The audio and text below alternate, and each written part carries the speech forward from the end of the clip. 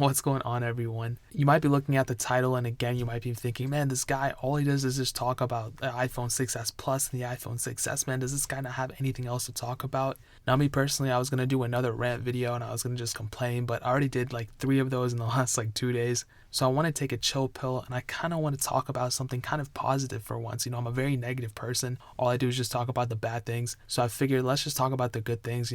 There's a lot of good things to be happy for. It's almost the end of the year. Winter's coming. The snow, we can make snowmen. We can make snow angels. We can make igloos, like all this cool stuff, guys. If you live in a hot country like India or China or somewhere in Asia or Africa, I don't know, and you're watching my videos, shout out to you guys, first of all. But even there, I've been to Asia a lot in the winter. Actually, I've never gone in the winter, but the weather's very good. They're all around. But man, enough being sidetracked. I think the iPhone 6s Plus, not only is it the best valued iPhone, not only is it the best iPhone that you can probably get for a low price, but it's also, in my opinion, the most classic iPhone and a very timeless iPhone, in my opinion. Not only do I think at this point is it a very classic iPhone, but I also think it's one of the most classic phones in general. And that's up there. There's a lot of phones out there. There's like the Nokia old ones. There's the Samsung Galaxies. There's LGs. There's all these different phones. And I would definitely 100%, I would put the iPhone 6s Plus on that top 10 or top 15 list. It would be up there somewhere, 100%. You guys can debate me about that. But there's not a lot of iPhones I would consider this.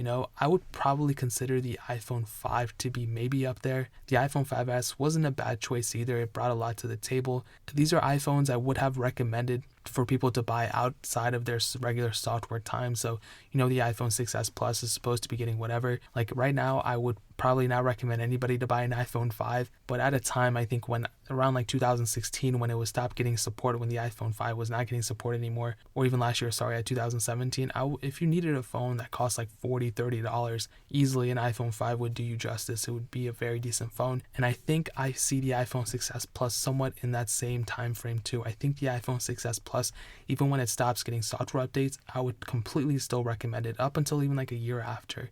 Just because it's still going to be capable. The phone's still going to get software updates through the App Store. Like it's going to be getting like Snapchat updates and Instagram updates, and all those apps you have in your phone are still going to be supported. You just won't be able to get those cool little features that they add with the newer ones and the security, but really, like, phones are pretty secure now.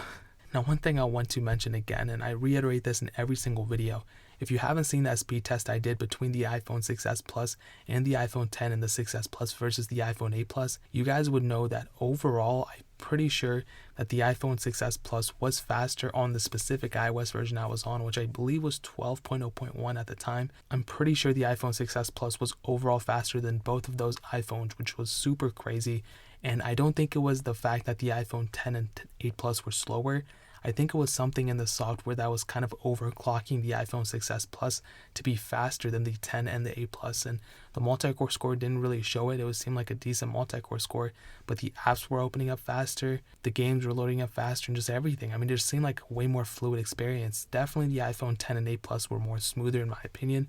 I mean, I feel like it would have been faster, but I just don't really know what the case happened there. I mean, why was the 6s Plus so much faster? And that's just one more iteration. I mean, that's just insane in my opinion, and that's what makes the iPhone 6s Plus even better in my opinion, is just because of that little speed increase that sometimes the iPhone 6s Plus, which is 2 years older than the phones that I was comparing it to, weren't even doing as good of a job as the iPhone 6s Plus from 2015, and that's just crazy. So the speed, in my opinion, is still completely capable, and that's just adding more into the timeless factor of it.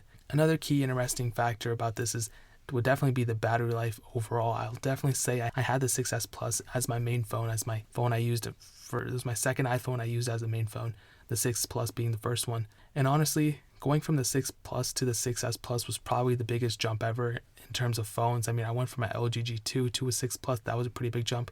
But the 6 Plus to the 6s Plus was completely different. I was getting things like Force Touch and a 4K camera and things like that I didn't even have on the 6 Plus, and I barely even had on the LG G2. I didn't have a 4K camera. I don't even know if I had a 4K camera, but I didn't have Force Touch either, so weird things like that. I mean, you're missing on Android. But battery life on paper was actually pretty low, but I didn't really think it was that bad. I don't think it's as good as something like an iPhone XR, but I feel like it might be a little bit better than the iPhone XS, just because the iPhone XS is way more powerful and it has a bigger screen.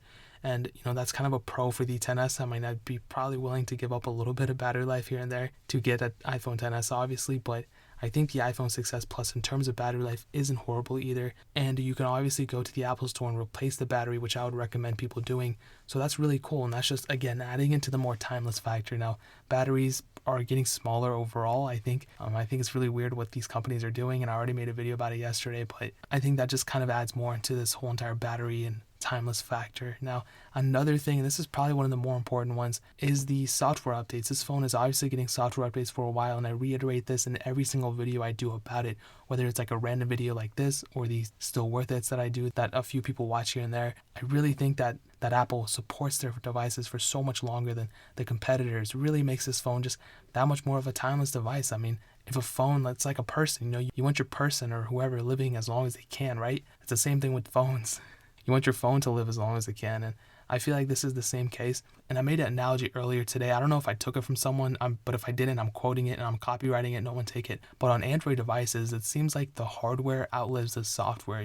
Androids have an amazing amount of like RAM and processors and this and that, the Adreno, whatever. But they're very lacked in terms of software because they get like 2 versions of software and then they're done. But the iPhones, I feel like a lot of the cases, the software outlives the hardware. So sometimes the software is amazing, but the hardware just isn't capable of running everything up to speed, such as the 5S, the 6, and the 6 Plus. Those phones I really wouldn't recommend people to get, but if they get the latest version of iOS, so that's kind of weird. So they both have completely different analogies, and they're both, I guess, successful in their own ways. I mean, I feel like more people are happy with iOS, but people find complaints about everything, so it is what it is. But I feel like the 6S Plus is one of those phones that the hardware and software kind of line up. And I feel like the 6S Plus is one of the very first iPhones, in my opinion, that the hardware will actually outlive the software if it stops at iOS 13. So if it stops at iOS 13, that's why it might be one reason why I think the 6S Plus could go further, just because the hardware is still so capable. I mean, if it's able to outperform an iPhone 10 and an iPhone 8 Plus, I feel like it could easily go on to iOS 14. But that is my opinion, and obviously I'm not always right. So another reason this phone is classic is because of the price. Right as of this moment, it's selling for less than $200 for the most part. People are going to send me screenshots of them selling them for like $400 and $500. I understand those people exist, but I'm saying for the most part, like I spent less than $200 for my iPhone 6s Plus, and I don't think there's anything wrong with it that I can think of. But I actually bought a couple other iPhone 6s Pluses as well that actually had problems. I ended up probably spending like $300, $400 on all the 6s Pluses that I owned, but I only needed one, so that was kind of a waste of money. But the one that I have now, the main one that works, that was probably like $150 or something. And this is another crazy thing. For the most part, I would recommend people, obviously, like if you can't get an iPhone 10R or 10s, 10s Max, I would say get an iPhone 10 or an iPhone 8 Plus, right? And if people are like, oh, yeah, I can't afford that, then I would say, hey, get the 7 Plus. And if you can't afford that, get the 6S Plus. That's where I would stop, though. I would say if you can't afford to get an iPhone 6S Plus, do not get an iPhone 6, do not get an iPhone 6 Plus. Stop right there. Just save up as much as you can and eventually get an iPhone 6S or an iPhone 6S Plus. The 6S Plus is 100 times better than the iPhone 6 Plus. I wouldn't even look at the 6 Plus anymore for buying for actual daily use. Now, if you want to start a channel or something like that and make videos about it, that's a whole different thing. But to use it as your main phone, you will really be limiting yourself in a lot of ways. I'll definitely say, I'll be the first one to say, do not get a 6 Plus. There was a time for it. I'm not saying it's a horrible phone. It was definitely important at a time. But the 6S Plus is probably the last iPhone, the oldest iPhone I would recommend people to buy to use as their main phone. I really probably wouldn't recommend the 6 Plus, even though it's still supported, which is the crazy thing to say. And also like some minor things you're getting as well. You're getting the headphone jack, which a lot of people complain about. I don't complain about it anymore. I got used to it, but a lot of people like it. You're getting Touch ID 2. A lot of people still prefer the home button. That's not going anywhere. I feel like Touch ID 2 is honestly coming back. Or not Touch ID 2, but Touch ID is coming back with the newer iPhones. It has to be. I already made a video about it. I might make another video about it too, but I'm telling you it's coming back. And it overall has a decent build quality. It's built fairly well. I think the design is one of the better aspects of it. Now, it did go and improve from the 6 Plus, so overall, I think the 6S Plus is what the iPhone 6 Plus should have been. And even when I compare the speed and everything to the iPhone XS Max and the iPhone XR, again, those are faster. I'm not going to lie. The XR, the XS Max, all those new iPhones are faster as a whole. Even the 10 and 8 Plus, even though I tested and they were slower, they're going to be faster through software updates and everything like that. But it's not by much, It's not 5 times faster. It's not like 30 times faster. It's not 6 times faster. It's not 2 times faster. It's just and like a couple seconds here and millisecond here, this and that. Like, it is what it is, and I don't think it's worth upgrading in my opinion. But overall, I mean, that's kind of like leaning away from the subject at hand. I think the iPhone 6s Plus is one of the most classic iPhones. I think it's one of the most classic phones in general, and I think it's one of the most important iPhones ever. I kind of gave that title to the iPhone SE, and I kind of updated that to the iPhone XR, but I think the 6s Plus definitely deserves somewhere in that. I think it's definitely in the top 3 iPhones, most important iPhones ever, if you don't include the first iPhone. And yeah, it doesn't have an OLED screen, it doesn't have a bezel-less display, it doesn't have 4 gigabytes of RAM or whatever, and I said gigabytes wrong too, but it's a pretty secure device, and it's a decent price per value from my analysis and everything. It's one of those phones that you can own and you don't feel like you're missing out on anything. You have all the basic features, you have Force Touch, you have everything that a lot of people might complain about if they kind of removed it. So there's 2 things in this phone that they removed later on newer iPhones that a lot of people complain about, which is the headphone jack and Force Touch, and you actually have those on this phone. And that in and of itself, I think that's why the iPhone 6s Plus was one of the most important iPhones. But on top of that, I think the iPhone 6s Plus is one of the most timeless iPhones ever, and I will probably still recommend people to buy it even when it's not being supported by iOS. So that is pretty much all I have to say. I want to send some positive vibes out there to all the iPhone 6s Plus owners.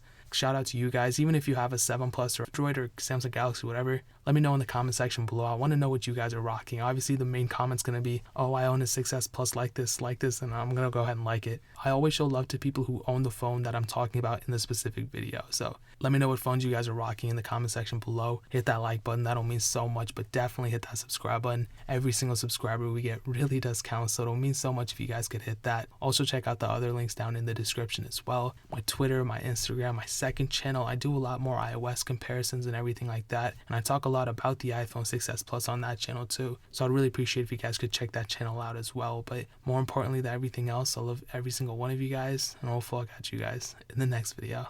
Peace out till then.